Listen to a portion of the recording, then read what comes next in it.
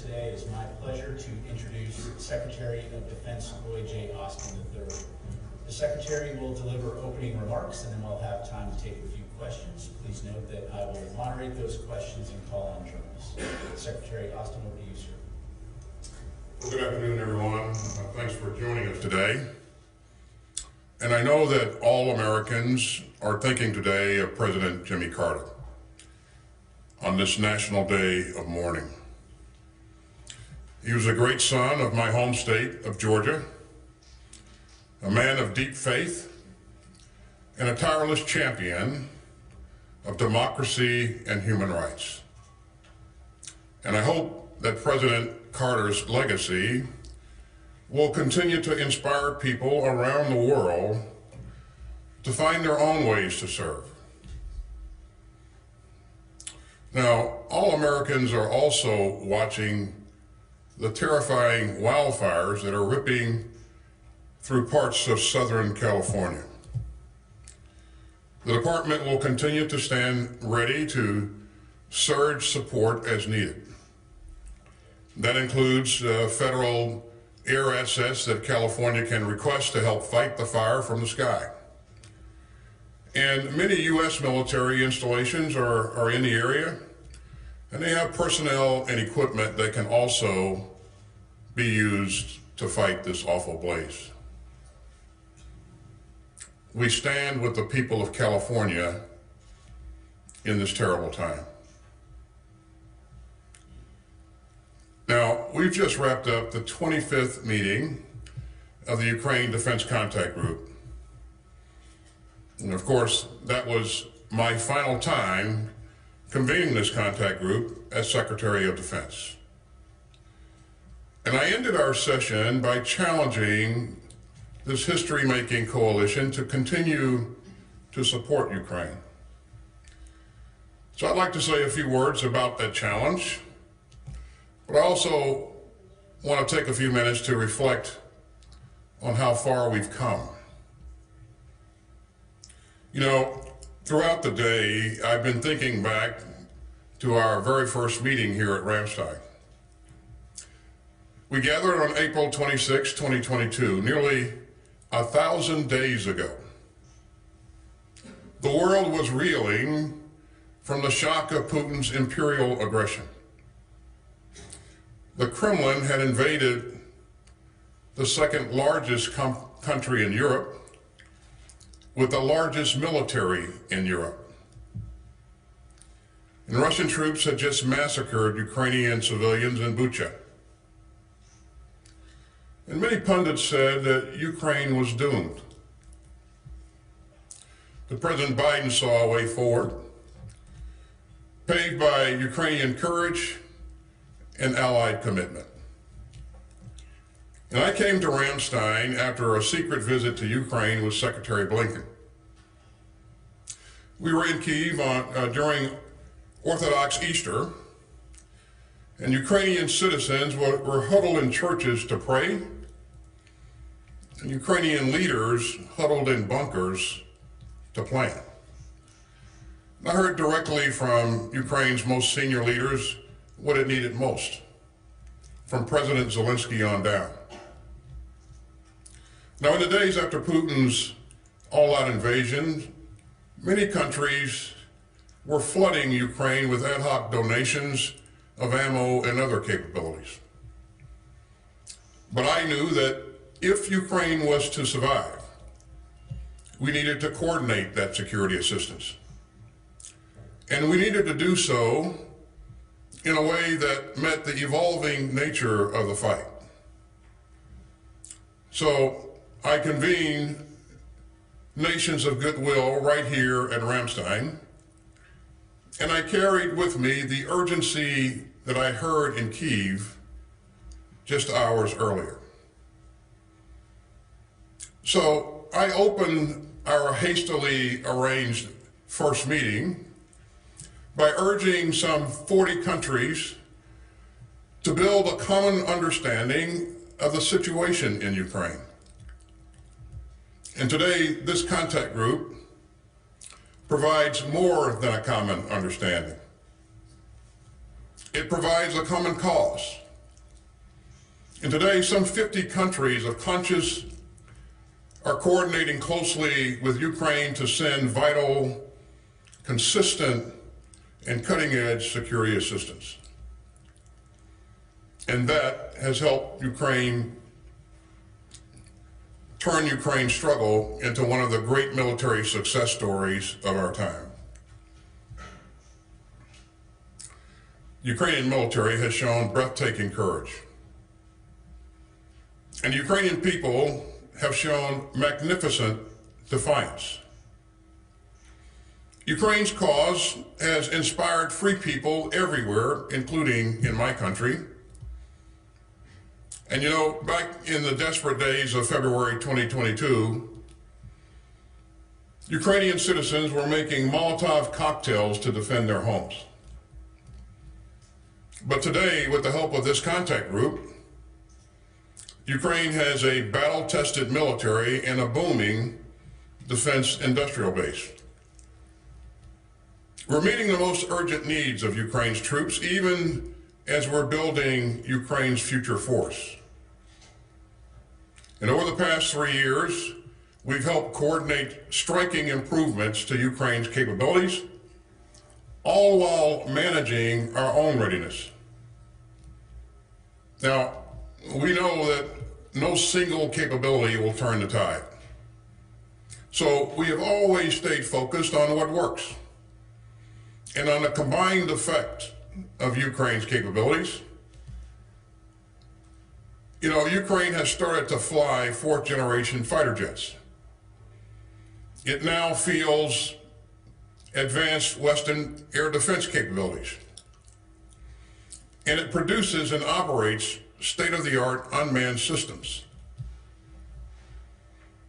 All of this positions Ukraine to defeat Russian aggression today and to deter Russian aggression tomorrow. And so our work has changed the course of history. Now, I am deeply proud of the assistance that the United States has provided to Ukraine. And President Biden's support for Ukraine has never flagged. And Ukraine has also had strong bipartisan support in Congress. Since February 2022, we have stayed laser focused on providing Ukraine's defenders with the capabilities that they have needed at each stage of the fight. First, artillery and rockets have been fundamental to this war. Since 2022, the United States has provided Ukraine with more than 2 million artillery rounds and more than 20,000 rockets, all while maintaining the readiness of our own forces. Second, we relentlessly pushed to provide Ukraine with air defense systems and missiles to defend its skies, its cities, and civilians. Third, the department is working to support Ukraine's drone industry. And fourth, we surged other critical capabilities to Ukraine, including HIMARS, ground combat vehicles, javelins, and much, much more. And time and again, we've seen the huge significance of these combined capabilities. In fact, many of these lower key capabilities have had a far greater battlefield impact than some higher profile systems that we've also helped to provide, including F-16s and Abrams tanks and ATACMS. In a war like this, no single capability is game-changing. As I said in Kyiv in October, what matters is the combined effects of your military capabilities and staying focused on what works even as the fight evolves. Now, the Ukraine crisis exposed some shortcomings in our defense industrial base. We still got a lot more work to do. But we have galvanized our own defense industry, investing nearly $70 billion at home to produce capabilities for Ukraine and replenish our own stocks. And so we still face major challenges ahead.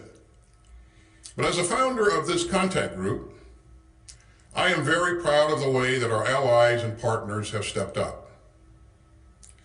Since April of 2022, the contact group's other members have committed more than $60 billion in direct security assistance to Ukraine.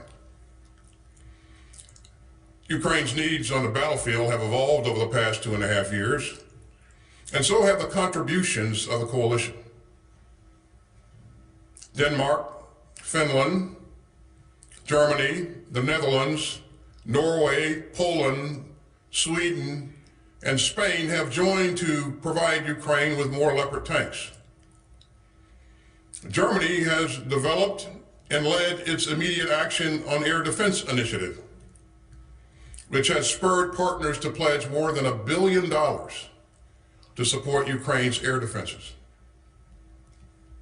The Czech Republic has led a dozen countries in surging critical munitions through the Czech Initiative, which coordinated the delivery of hundreds of thousands of rounds of artillery ammunition last year. And Denmark and the Netherlands have provided Ukraine's first F-16 fighter jets. And Canada, and Denmark, and France, Romania, the UK, and the US have found creative ways to train Ukrainian pilots. And Ukraine's partners have provided broad and sustained support, from Patriot and Hawk air defense systems to thousands of armored vehicles. And so all told, contact group members have committed more than $126 billion in security assistance to Ukraine. They've expanded production capacity in factories around the world. And they've raced in sustainment capabilities to keep Ukraine's equipment in the fight. So this coalition has become the arsenal of Ukrainian democracy. It has become an engine of global security. And this contact group has become the most consequential global coalition in more than 30 years. The contact group's mission is now driven by its 8 capability coalitions with support from the National Armaments Directors. And today, 14 countries and Ukraine lead these important coalitions. They focus on Ukraine's Air Force, armor, artillery, demining, drones, information technology, integrated air and missile defense, and maritime security. And today, the ministers of defense here endorsed each of the coalition's roadmap for Ukraine's future force. Now, each roadmap lays out an efficient and sustainable approach to helping meet Ukraine's long-term and near-term capability needs. And that's how this contact group has produced so much progress. By working together for our shared security interests and by standing together for our shared principles. And the battlefield results have been plain. Since 2022, Russia has suffered more than 700,000 casualties in Ukraine. Now, that's more than Moscow has endured in all of its conflicts since World War II, combined. Russian casualties in Ukraine now surpass 2/3 of the total strength of the Russian military at the start of Putin's war of choice. In November 2024 alone, Russia lost nearly 1,500 troops a day. You know, volunteers cannot make up for these stunning losses. And so the Kremlin has been reduced to scouring Russia's jails and coercing contract soldiers. Moscow has even rushed troops from North Korea into a war that they don't belong in. That's another clear sign of Putin's desperation. North Korean forces have suffered more than 1,000 casualties since they enlisted last December in Putin's war. And of course, there are other estimates that are far north of that. Meanwhile, the economic cost to ordinary Russians of Putin's imperial fantasies has also been staggering. The Kremlin plans to spend about 40% of Russia's 2025 budget to keep up with the contract group's support to Ukraine. Now that's a 25% increase from last year. Meanwhile, the Russian ruble has continued to plummet. The Kremlin has become more isolated. And Russia's global stature and strategic position have continued to decay. And so Russia has paid an appalling price for this indefensible war. Yet Putin has not achieved a single one of his strategic objectives. Not one. In fact, Putin was so bogged down in Ukraine that when the vicious Assad dictatorship in Syria collapsed after more than 50 years, all he could do was watch. Russian troops had to race to haul equipment and personnel out of Syria, which had once been a centerpiece of the Kremlin's global ambitions. Putin's failure to save the Assad regime is a stark warning to the few remaining countries that might align themselves with the Kremlin. Now, I am deeply mindful of the anguish that Putin has inflicted on Ukraine.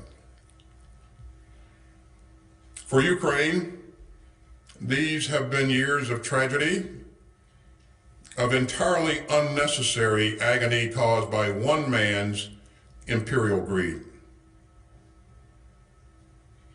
In my final hours at Ramstein as Secretary of Defense, I mourn for every Ukrainian man, woman, and child killed in Putin's murderous war. And I salute the Ukrainian troops who are fighting so bravely for their country and for their freedom. And this coalition has had their backs for nearly 3 hard years of war. And we must not stop now. So I'm leaving this contact group not with a farewell, but with a challenge. The coalition to support Ukraine must not flinch. It must not falter, and it must not fail. Ukraine's survival is on the line, but so is all of our security. Putin wants to avenge a fallen empire and to rebuild it. The Kremlin's assault starts with Ukraine, but it will not end there. And the dangers are global. Putin wants a world where empire tramples sovereignty, a world where conquest trumps human rights, a world where tyranny bulldozes democracy. Every autocrat on earth is watching to see whether Putin gets away with it. And so this coalition must continue to stand foursquare with Ukraine and to strengthen Ukraine's hand for the negotiations that will someday bring Putin's monstrous war to a close. Now, that road is challenging, but all the alternatives are far worse. No responsible leader would let Putin have his way. As I have said, peace is not self-executing. Order does not preserve itself. And security does not expand on its own. And so we must stand up for our security. We must hold firm to the bedrock principle that aggression is a sin. And we must never lose our nerve. So let me again urge countries of conscience from around the world to help Ukraine succeed and to ensure that Putin does not prevail. And to my brave Ukrainian teammates, and to my friends who have already given and sacrificed far too much, let me urge you to stay in the fight. We have come so far over the past 25 years, past 25 meetings of this contact group. And the structure of this coalition is built to succeed, built to adapt, and built to last. 3 years ago, at the founding of this contact group, I said here at Ramstein that this coalition reflects a galvanized world. It still does. I call Putin's war baseless, reckless, and lawless. It still is. And I call the Kremlin's onslaught a challenge to free people everywhere. It still is. I will always be proud that the Ukraine Defense Contact Group has held high the torch of security and freedom. And so I will keep saying it. Free people must refuse to replace an open order of rules and rights with a violent world of force and fear. Thanks again for being here. And with that, I'll be happy to take some questions. Thank you, Mr. Secretary. Our first question will go to Tara Kopp, Associated Press. Mr. Secretary, I'd like to start with the wildfires, given the scope and the destruction going on in California. Why haven't more troops and aircraft been sent? Is it because California hasn't asked? And if they do ask, how quickly could DoD send additional assets there? And then secondly, on Greenland, do you think President-elect Trump is serious about taking Greenland from NATO ally Denmark? And how destructive are these remarks to the NATO alliance? And then for my last and third question for you, has the incoming administration reached out to you at all about continuing the Ukraine Defense Contact Group? And if not, how concerned are you that this might be the last meeting of this historic group? It's Tara, isn't it? Close. Well, Tara, first of all, the U.S. military stands ready to assist in any way that we possibly can to help the people of California. As you know, California has a lot of capability on its own, but these are pretty significant fires. And while few requests have been made thus far, we stand ready to surge capability in as quickly as possible. I've done some things to cause our troops to get in a three-point stance to make sure that, if the whistle blows, we are ready to move in and provide assistance. But and so far those additional assets have not been requested? Well, we are providing some modular firefighting systems so that when the winds allow, we're able to employ that system in support of California. But we have a lot more capacity, a lot more capability that can be requested, and so we're going to make sure that we remain closely linked to Director FEMA and the leadership in California to ensure that if they have a need, then we're ready to respond.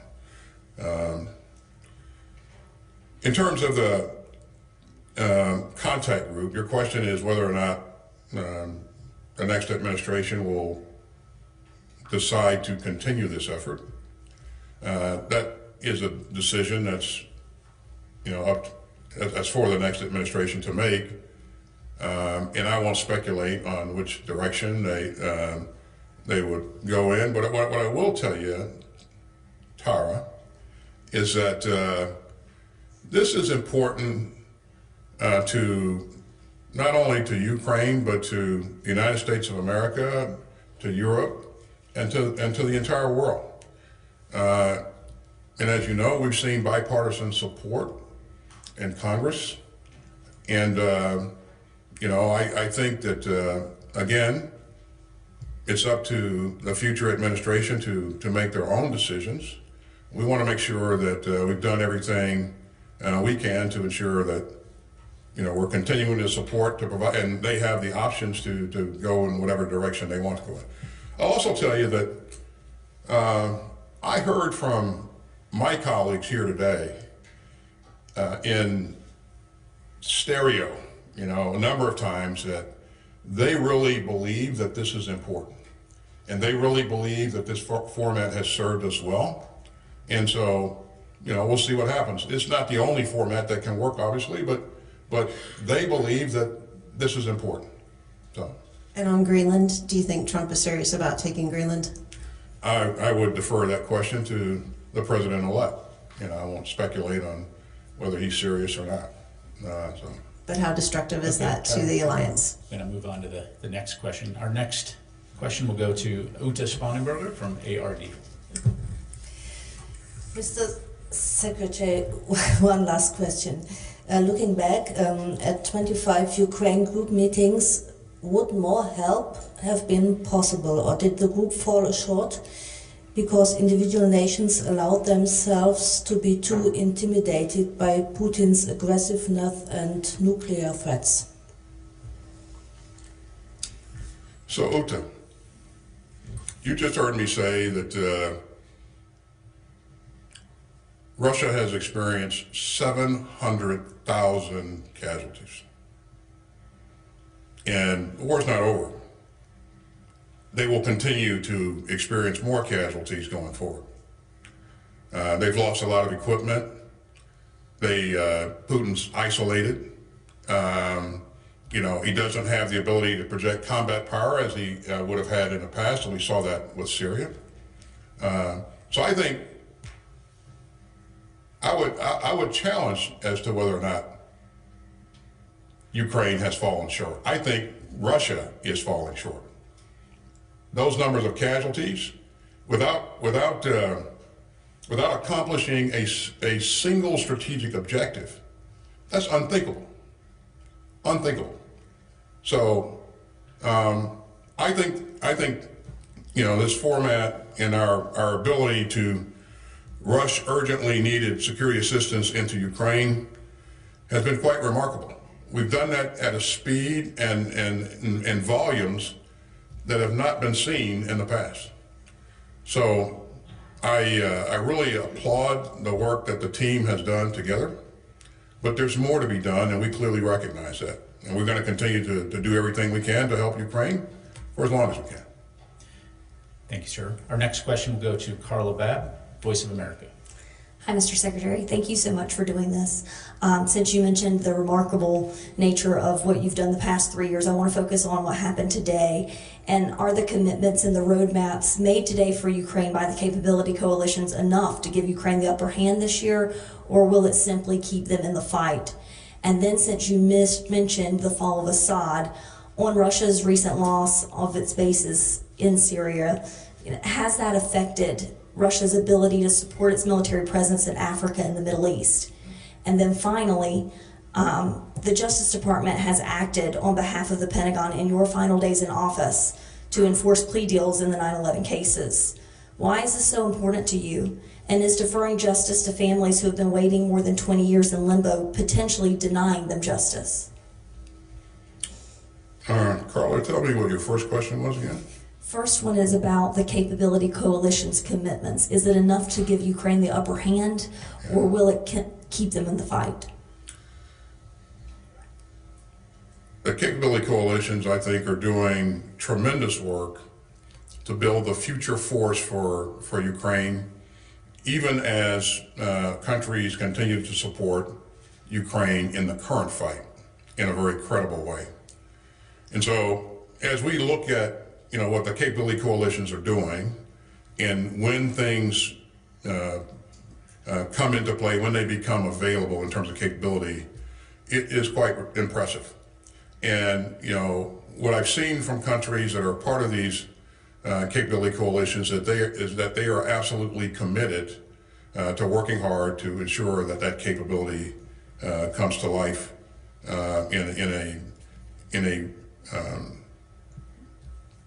expedient time, matter of time. So I'm optimistic about what we're doing with the capability coalitions. I do believe that it will provide the means to continue to modernize Ukraine's military, which will help it accomplish other things in the future.